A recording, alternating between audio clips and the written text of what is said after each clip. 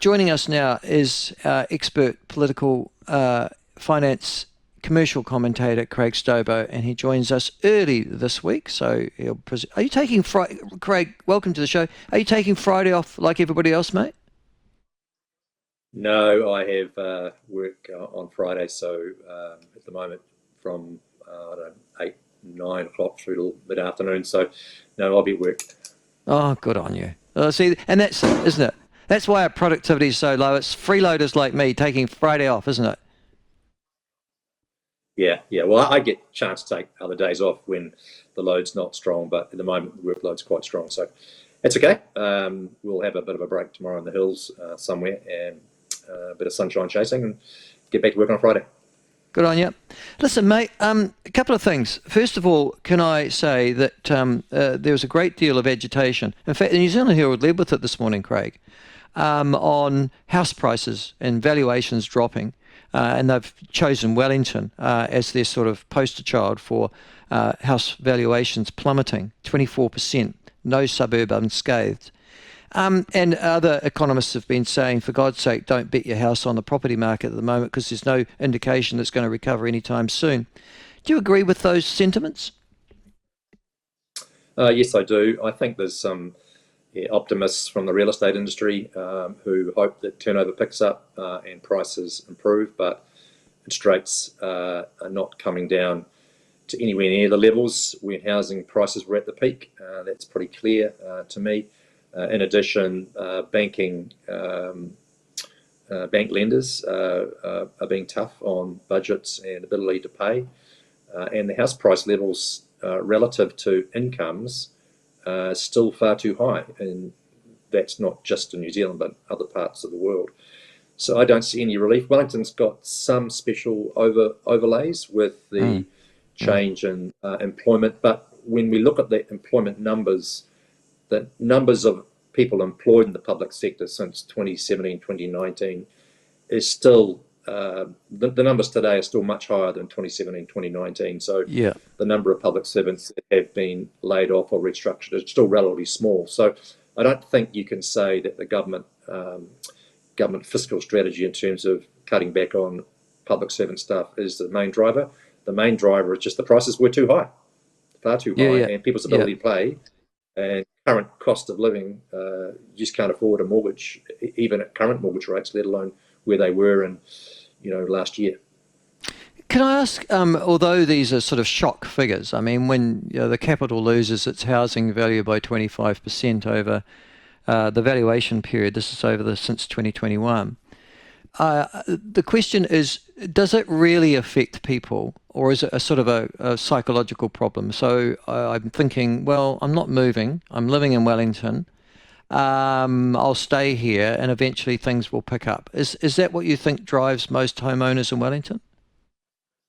Yes, the experience that I've seen in the early 1990s when we went through a similar period post the share market crash was 5 years of falling property prices, and that was matched by very low turnover, such that sellers were unwilling to sell because they didn't think the prices were good enough and the buyers couldn't afford it, could afford to wait.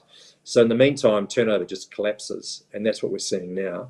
And I think the other component is if people don't have to sell, they'll spend some spare cash on doing up the kitchen or the wardrobe or putting some more plants in the backyard. So they'll change what they've got rather than trying to trade up or trade down because there's just no buyers around. And that's exactly what we're going through now. Now, obviously the sort of the black mark is Wellington. Are there other parts of New Zealand that are immune, or are there regions, for example, that have missed this, or is it uniform? I think it's quite variable.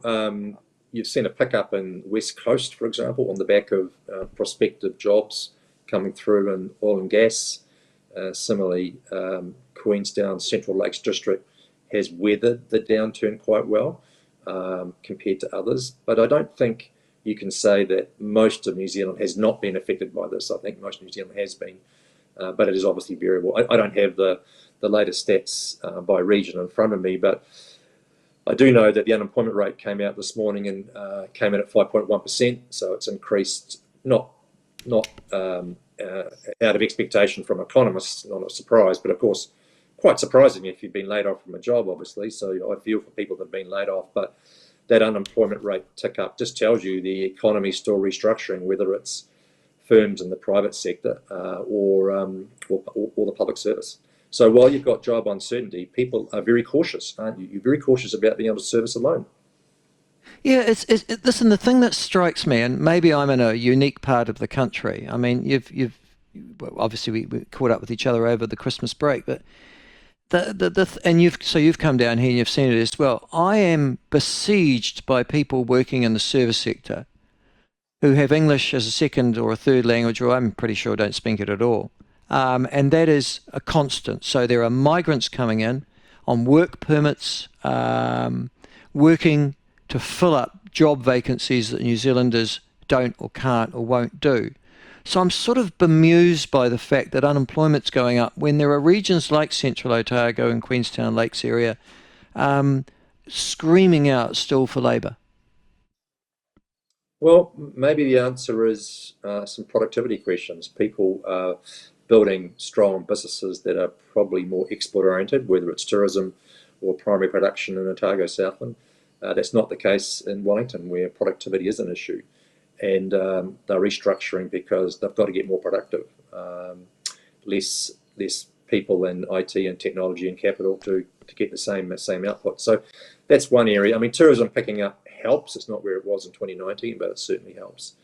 But it shouldn't underestimate the overall picture is going to be a drawn out period of very low economic growth. The Prime Minister wants to go for growth, and the export sector needs to fire, and dairy is one of those, and tourism is another. So you're well placed in Queenstown Lakes District with dairy in Southland, parts of Otago, as well as tourism. So you're in a different economic environment compared to the rest of the country. I suppose, though, that the provinces, Waikato would be a dairy area, Taranaki would be another one, Yep. Canterbury Plains. Yep. I mean, those regional economies should be weathering this better than others, shall we say? Correct. Yeah. I agree. Okay. I agree. Can I have a quick switch to Trump tariffs or Paris Accord? Go for your life. Those Yeah, are the yeah. two topics. Yeah. Yeah. Okay. Let's do a little bit on Trump then. It's a bit of a moving feast, obviously. Tariffs proposed for Canada of 25%, Mexico 25%, and China 10%. That Chinese tariff is 10% on everything, not just the cars. So you could get into toys, phones, etc. And that remains in place. But obviously, there's negotiation going on with Mexico and Canada, and China has now retaliated with tariffs. So the trade war is kind of underway. China's said we're going to put tariffs on oil imports, agricultural machinery, and some car imports from the US. Now, I know the leaders are talking. Mexico, Canada, and China are talking, which is good. So this is a very strong play by Trump to bring people to the table. And the Mexicans and the Canadians seem to be doing that with promises at this stage undefined on bolstering the border security on the border between those countries and the US. But I don't know if you've been to Mexico. I have, but the interaction between Mexican industry and US is quite intricate. So if you go along the northern border of Mexico, you have these maquiladoras, these factories that interact with their US counterparts. And there's about 2,000 along the border, and the classic one is Tijuana, just south of San Diego. And they make all sorts of components for medical devices, for US cars, that go back and forth between the two countries.